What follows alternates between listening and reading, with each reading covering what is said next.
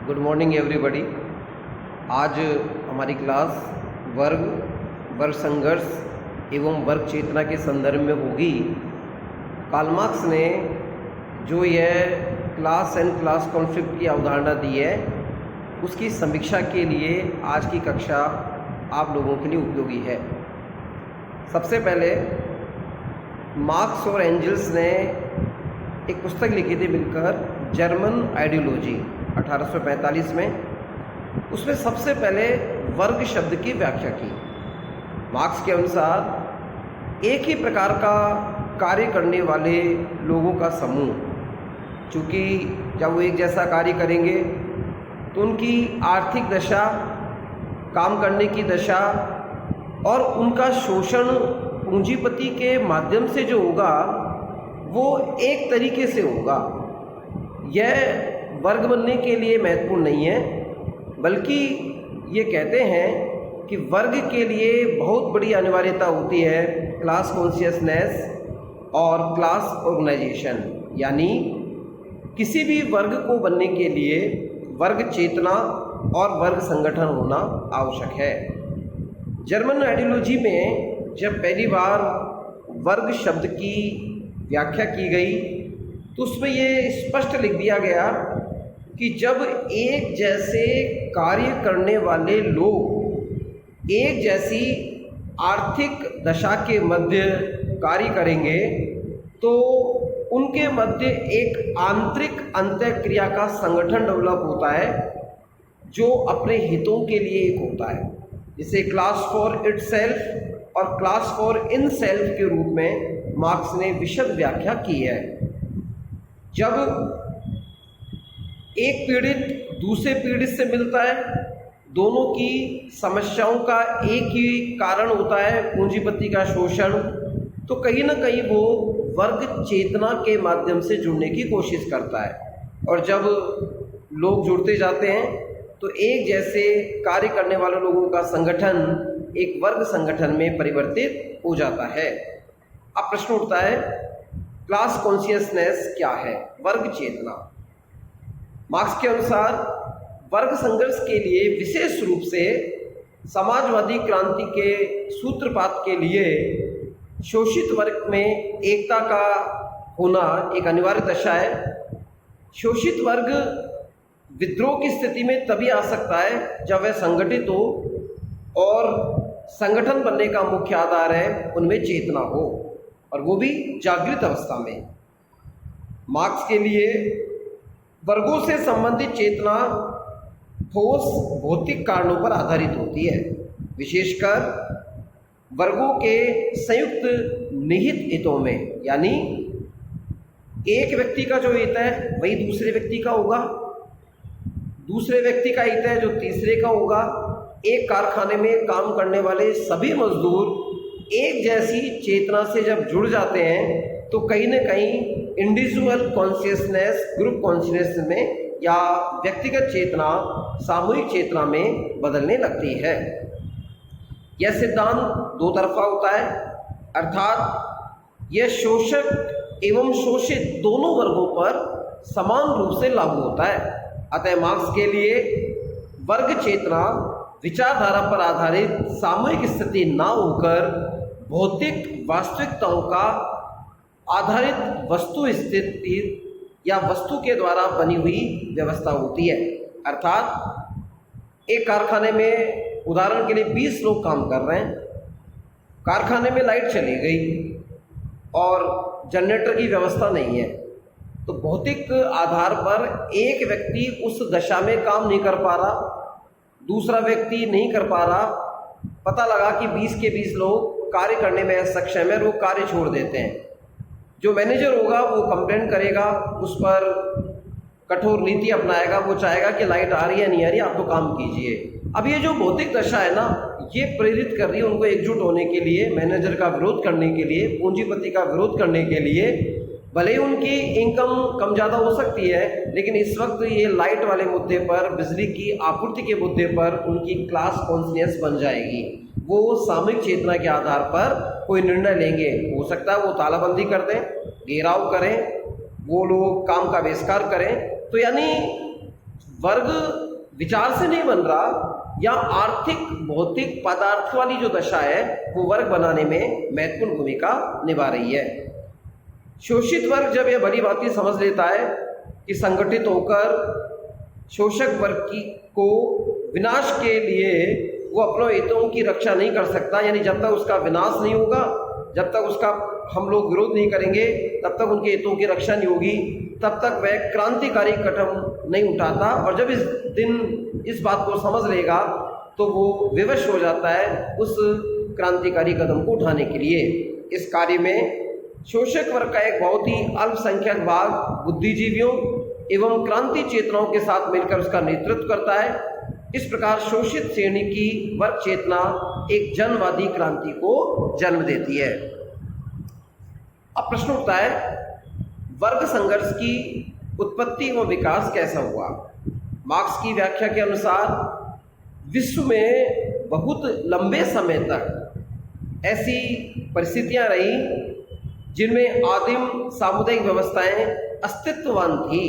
ये व्यवस्थाएं पारस्परिक सहजीवन, न्यूनतम उत्पादन, तुरंत वितरण, उत्पादित वस्तुओं के प्रत्यक्ष आदान प्रदान पर आधारित रही थी।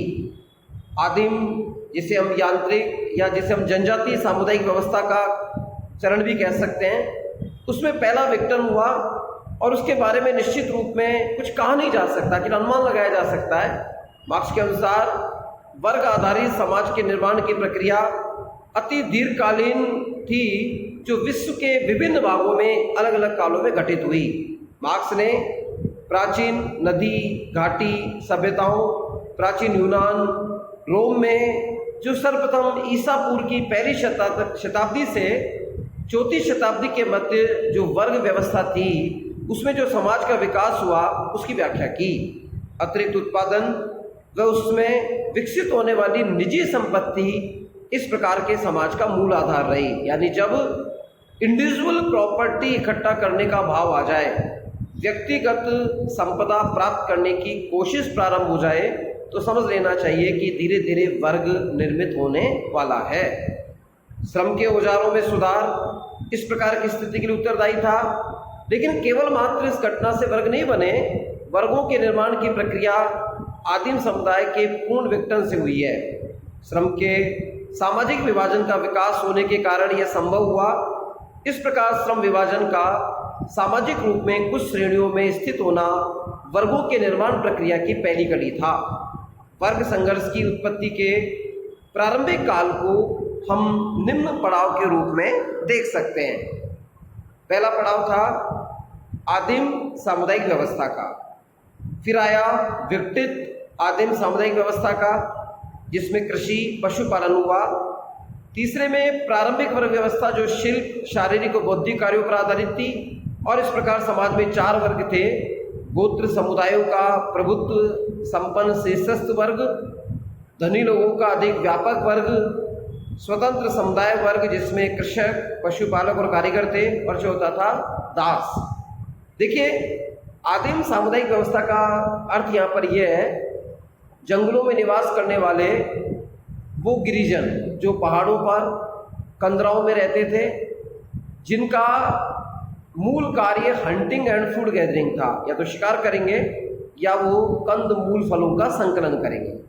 ये आदिम सामुदायिक व्यवस्था समानार्थी थी, एक जैसी थी, इनमें कोई ऊंचा नीचा नहीं थे। सब मुखिया की अनुपालना करते हुए अपनी वर्गीय व्यवस्था को एक सामान्य स्वरूप में जी रहे थे। धीरे धीरे कृषि प्रारंभ हुई, पशुपालन प्रारंभ हुआ, कृषि पर अधिकार रखने वालों का अलग वर्ग बना, कृषि में काम करने वाले मजदूरों का अलग वर्ग बना। जिनके पास पशु थे वो संपत्ति का प्रतीक थे, जो केवल पशुपालन में सहयोग करते थे एज ए दास, नौकर, तो वो पशुपालन के दूसरे वर्ग में आए। धीरे धीरे एक प्रारंभिक वर्ग व्यवस्था बनी शिल्प के रूप में। जैसे मान लीजिए किसी व्यक्ति को पत्थर पर नक्काशी करना आता है, तो वो स्पेशल हो गया अन्य की तुलना में, तो अन्य की तुलना में उसका ओहदा ऊंचा हुआ। कोई व्यक्ति धनुष बाण बनाना जानता है, औजारों का निर्माण करना जानता है, शिल्प के आधार पर भवन या झोपड़ी बना सकता है, तो वो अन्य की तुलना में, सामान्य जन की तुलना में एक ऊंचे वर्ग का व्यक्ति हुआ, यानी शिल्प ने प्रारंभिक वर्ग व्यवस्था को जन्म दिया।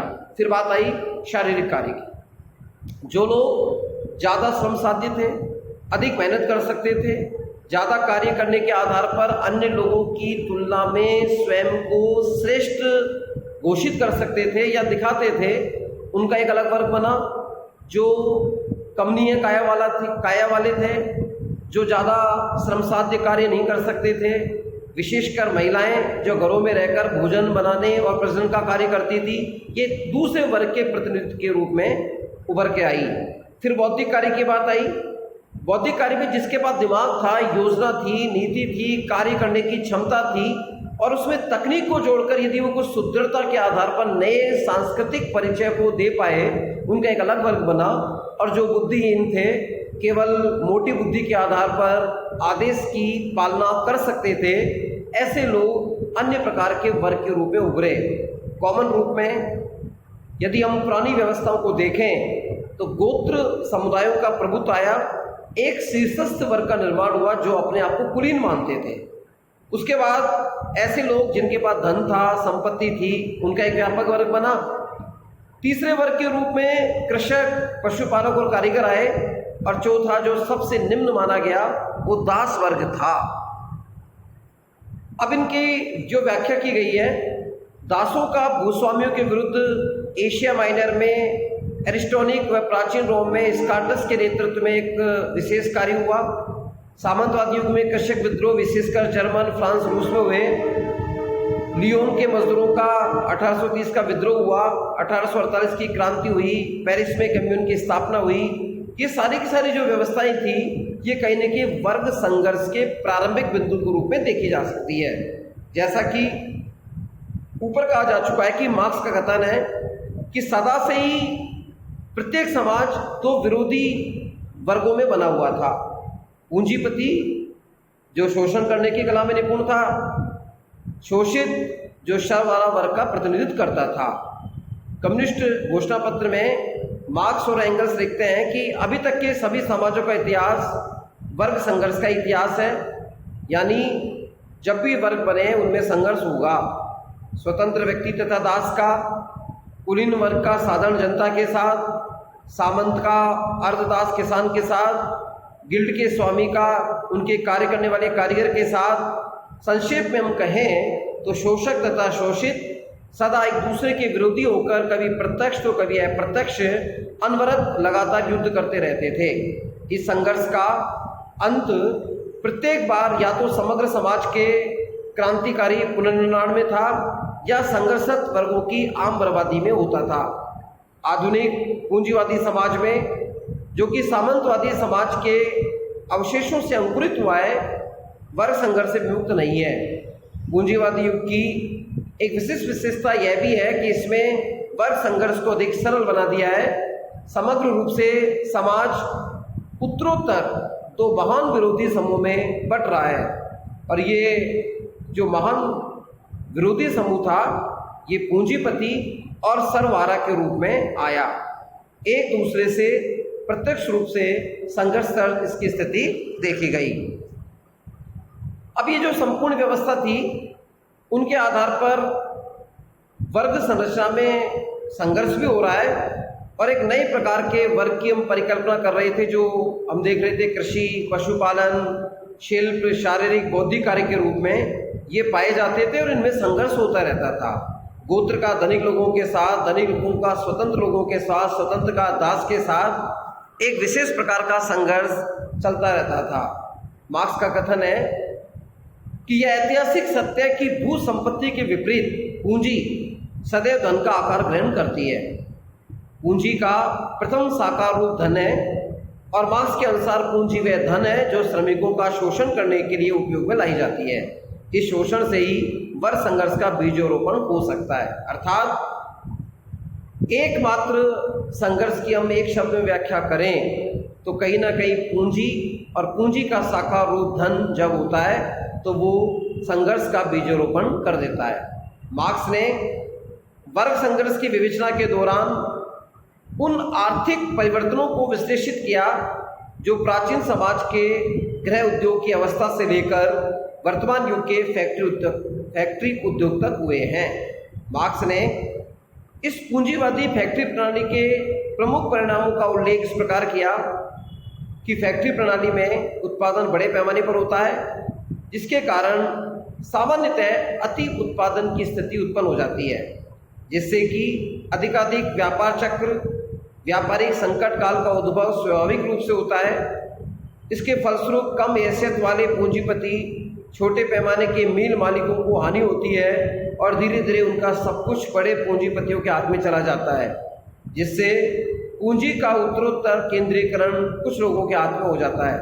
परिणाम स्वरूप छोटे पूंजीपति अधिक संख्या में पूंजीवादी वर्ग के बाहर निकलकर श्रमिक वर्ग में सम्मिलित हो जाते हैं और जनता का अधिकाधिक भाग एक अति अल्पसंख्यक पूंजीवादी वर्ग का नौकर हो जाता है। धन या पूंजी वास्तविक उत्पादक श्रमिक होता है, परंतु उसे उसका उचित हिस्सा नहीं मिल पाता।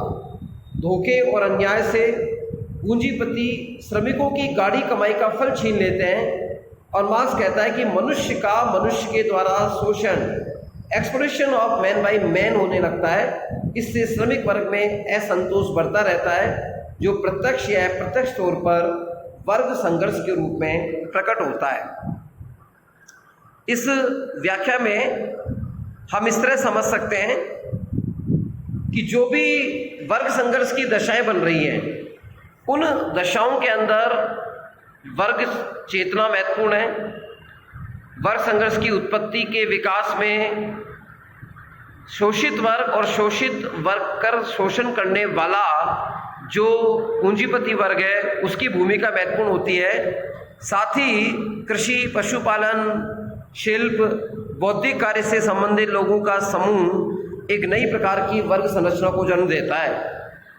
अंत में निष्कर्ष के रूप में हम कह सकते हैं कि जो भी शोषण है, उसके पीछे कहीं ना कहीं पूंजी संपत्ति का विशेष योगदान होता है। ये योगदान होने के पीछे कहीं ना कहीं उनके आर्थिक हितों का टकराव है।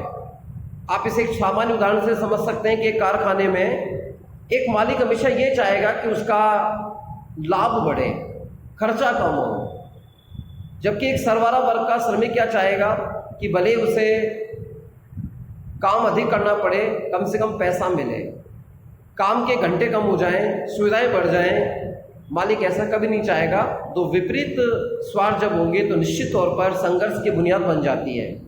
फिर जब मजदूर कार्य करता है, उसकी फैक्ट्री के सामने महंगी आलीशान गाड़ियों में उसका स्वामी मालिक आता है, तो मजदूरों के मन में भाव आता है कि जो हम गाड़ी कमाई कर रहे हैं, उसकी मलाई तो हमारे सेठ, साहूकार, मजदूर, पूंजीपति या जो असंतुलन है उसका परिणाम है। हमारी गाड़ी कमाई की मलाई तो हमारे पूंजीपति खा रहे हैं, हमें कुछ मिल ही नहीं रहा। और इस आधार पर वो चेतनात्मक रूप से एक होते हैं और अंत में वर्ग संघर्ष को आगे बढ़ाने में भूमिका निभाते हैं। विद्यार्थियों, यह मैटर आप थोड़ा देखें। वर्ग संघर्ष के अंदर मैं समझता हूँ कि मेरे द्वारा बताई गई बातें आपको सार्थक जानकारी उत्पन्न करेंगी। आप अपने परीक्षा संबंधी मैटर में इसको जोड़कर उसको गुणवत्तापूर्ण बना पाएंगे। इसका आप मनन करें और अध्ययन करें। अगली क्लास कल इसी समय होगी और उसमें मैं दुर्खिम के ऊपर चर्चा करूँगा। धन्यवाद।